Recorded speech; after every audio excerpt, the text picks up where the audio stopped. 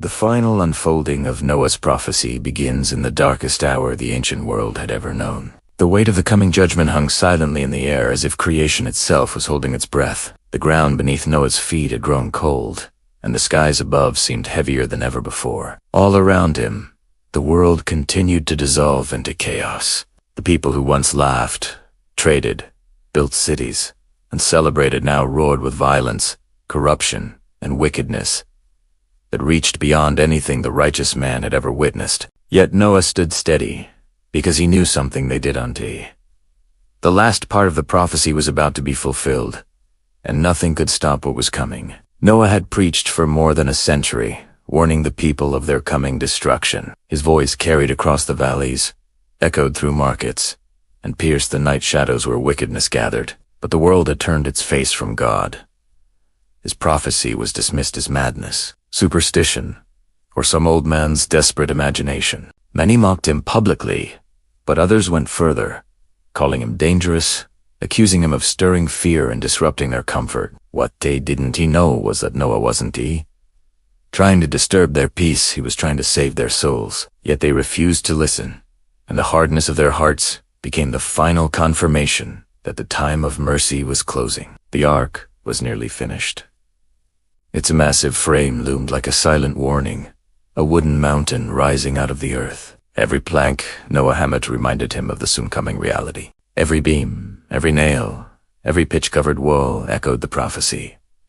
A flood would come, unlike anything the world had ever seen. Noah often paused as he worked, looking at the sky, sensing a shift in the atmosphere. The animals in the fields behaved differently, as if they too sensed an approaching transformation. Noah told his family to stay focused and alert because heaven was preparing to move. The final part of the prophecy came to Noah quietly, without thunder or lightning. In the stillness of a dawn, when the world was calm for a brief moment, the voice of God reached him again. The patience of the Almighty had run its full course. The wickedness of humanity had crossed every boundary. The violence had defiled the land, the immorality had corrupted families, and the spiritual rebellion had contaminated entire generations. God's message to Noah was firm, unshakable, and terrifying.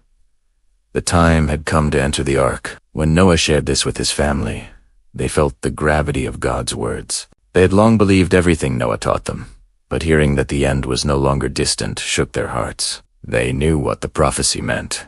They knew that everyone outside the ark would perish. They also knew that they were not chosen because they were perfect, but because Noah had walked with God faithfully, and through his obedience, his family found favor as well. Every moment mattered now. Every second counted. They prepared food, water, clothing, tools, everything they needed for a world soon to be erased. The first visible sign of the prophecy's climax shocked the entire land. Creatures of every size and shape approached the ark in pairs, guided by an unseen hand. People came from nearby cities to witness the spectacle. Some accused Noah of performing sorcery or manipulating the creatures. He continued guiding the animals into the ark, knowing that this sign was a final act of mercy, a last opportunity for people to open their eyes. As the last day of warning dawned, Noah delivered one final message to the people. He stood before them with a heavy heart, knowing that he would never see most of their faces again. He pleaded with them to turn from their ways, to believe what they were witnessing, to run into the ark and seek the protection God offered freely. But they mocked him once more, asking him where the storm clouds were. They said that if Noah's prophecy were real, the signs would be visible already. What they didn't know was that divine judgment often arrives at a moment when humanity least expects it. When Noah stepped into the ark with his family, he felt the world behind him fade away. The air inside the ark was quiet, almost sacred. The animals rested calmly, each placed in the position God ordained. He prayed that even at the final moment, someone would run toward the ark. The world remained outside, unaware that they had reached their final hour. Then the moment came that would fulfill the last line of the prophecy. God himself closed the door of the ark. Noah and his sons did not pull it shut. The heavy wooden door lifted and slammed into place with supernatural force. The sound reverberated like a final warning. Outside, the people stared in confusion. Some felt fear for the first time. Others scoffed at the idea that a closed door meant anything. But suddenly, the ground trembled beneath them. The people looked up, confused. Rain was rare in those ancient days. Many had never seen it. But the drops began to multiply quickly. The sky darkened unnaturally fast. Winds rushed in from every direction. Thunder cracked across the heavens. Lightning tore through the sky. The prophecy had begun in full power. The rain became a violent downpour, drenching the earth in minutes. Rivers swelled. Streams overflowed. People ran for cover, now realizing that something beyond nature was happening. Some ran to the ark and pounded on its wooden walls, screaming for Noah to open the door. Noah heard their cries, and tears streamed down his face, but he could not open what God had sealed. The time of mercy had ended, just as the prophecy had foretold.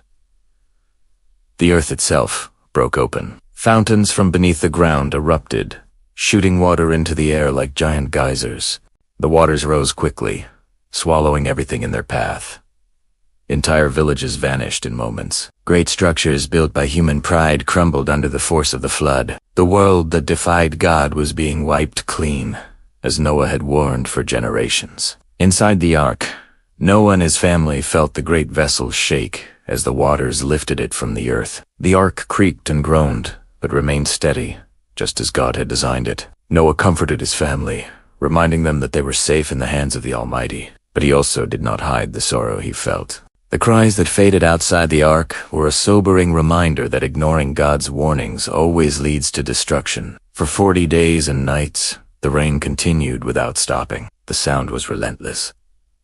Everywhere Noah looked through the small window, he saw nothing but water stretching endlessly in every direction. It was a sight that confirmed the truth. The prophecy had come to pass exactly as God had revealed it. The ark floated safely, guided by God's unseen hand through the endless waters. Noah spent his days praying, tending to the animals, and comforting his family. He reminded them that although judgment had swept the world, a new beginning would one day rise from the waters. God had not destroyed the earth out of cruelty, but out of justice, because humanity had reached a point where evil ruled every thought, every desire, every intention. The flood was both a judgment and a mercy, stopping corruption before it spread beyond repair. As the days stretched on, Noah reflected on everything God had spoken to him over the years. He thought about the promise hidden within the prophecy that God would preserve life, restore the earth, and shape a future generation that would walk in a new beginning. Noah knew that the end of the old world was also the dawn of something entirely new. Hope survived inside the ark, even as the waters roared outside. Sunlight broke through the clouds,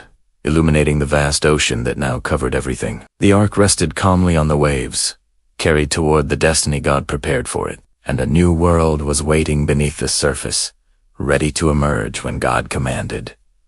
Noah released birds to search for land. At first, they returned with nothing. But then, one day, a dove brought back a small olive leaf, a symbol of peace, renewal, and God's enduring promise. Noah's heart swelled with gratitude. It meant the world below was changing. Life was beginning again. When the ark finally came to rest on the mountains of Ararat, Noah waited patiently for God's instruction. When the Lord told him to leave the ark, Noah stepped onto dry ground and immediately built an altar. The air was fresh. The land was quiet.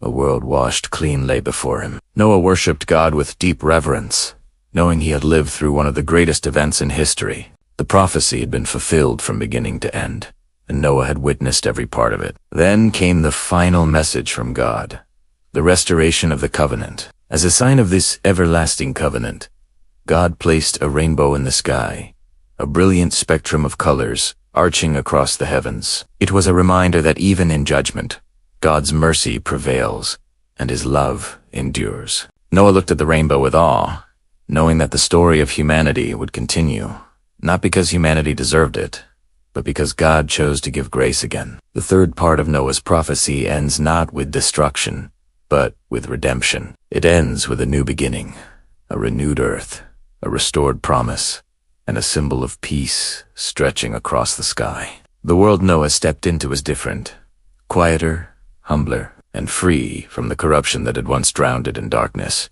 And though Noah knew humanity would struggle again in the future, he also knew that God would continue guiding those who chose to walk with him. The story of Noah is not just a story about a man, an ark, or a flood. It is a story about obedience in a world of rebellion, faith in a world of doubt, and hope in a world facing judgment. It is a prophecy that echoes through time, reminding every generation that God warns before he acts, that his mercy always comes before his judgment.